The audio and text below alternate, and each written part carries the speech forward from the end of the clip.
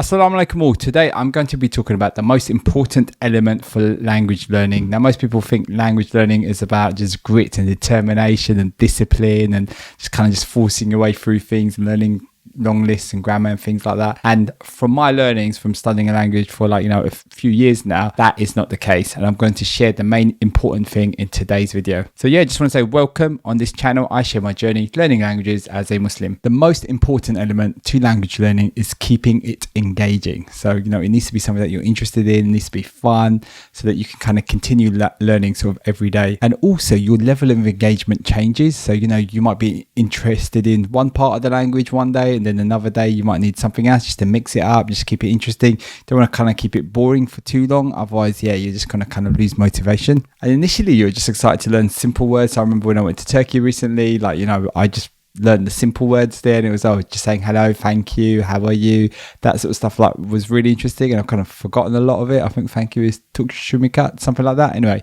so I kind of forgot a lot of that stuff. But as you get into the language, you kind of learn more complicated things. So you want to learn more sort of longer sentences, putting 2 or 3 words together, adjectives, all of that sort of stuff. That's what's going to kind of keep you engaged later on. So, you don't want to keep it too easy, but also you don't want to make it too difficult as well, because, if it gets too difficult, that's going to put you off and that's not going to make it engaging as well, which is what happened to me when I used the Asmil books before. So it started off really good, but then later on kind of got a bit too complicated. But I plan to kind of go back to them later on once I've developed the language a lot more. But a really key thing is that when it's engaging, you'll stick to it, and sticking to a language is the most important thing. And how do you stick to a language is by making it engaging. Now, when I was learning Arabic, I wish I just stuck to it, and I wish I just even done just a few minutes a day. Over the course of 1, 2, 3, 4, 5 years, as James Clear from Atomic Habits, who wrote Atomic Habits, said, just getting 1% better each day, that would have accumulated to a massive amount. So it's just trying to keep it engaging, trying to stick to it, and trying to do a bit every day. And something I've spoken a lot about in this challenge is like watching an online show, a video, or things like that. Doesn't matter if you don't understand it, just getting exposed to it as well. That's just going to kind of give your brain a lot of input. And as you keep watching things, like certain patterns and things will come up as well. And that's a really fun way to kind of engage with a language. Like at the moment, I'm watching Lupin on Netflix, and I'm watching that in French.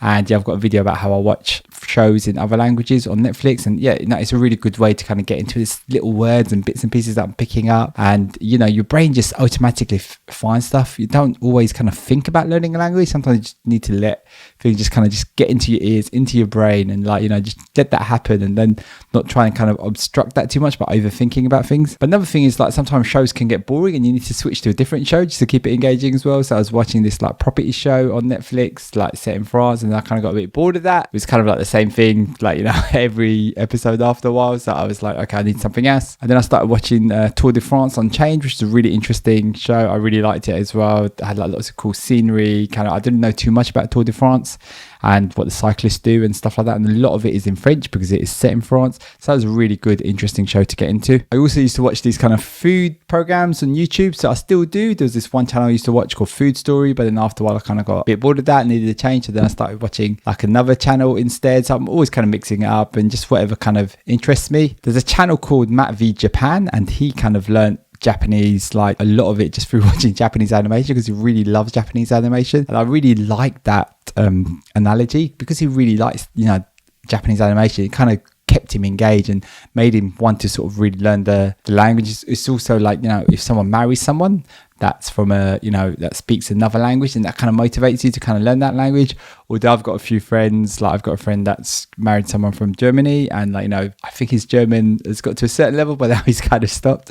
So there's all sorts of things, reasons that to try and keep you kind of engaged in the language. Another key thing is which language you choose to learn. Now, I'm learning French because I'm going to France soon, inshallah, and I'm going to be just having a bit of a holiday and stuff down there. So that's kind of really got me engaged and really wants me to kind of learn that language. And also I found it's easier to learn than Arabic because I'm natively can speak English, and it's just there's a lot of similarities between the two languages.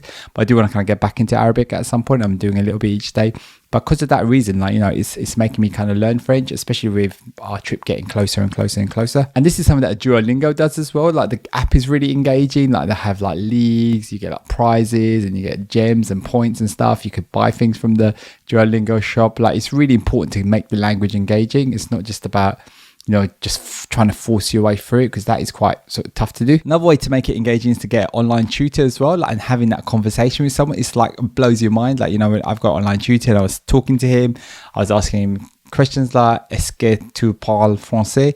And it was like, yeah, amazing. Like, and he's answering me, and like that kind of like thing of where I'm learning a language and I can actually speak to someone. I mean, that is what the real joy is in language learning, is being able to communicate with someone in their language, and kind of being able to go to that country potentially, and like all the things. Oh my gosh, that is the ultimate. That is the main reason why I'm learning a language. I want to like speak to people, I want to interact with people in their language. That is just so cool, and just like an amazing way to connect with someone. Another way to kind of really get engaged in the language is by visiting that country. So like, we're visiting France, and like, when I go there, I'm just so excited. I want to kind of learn all the different things that are going on there.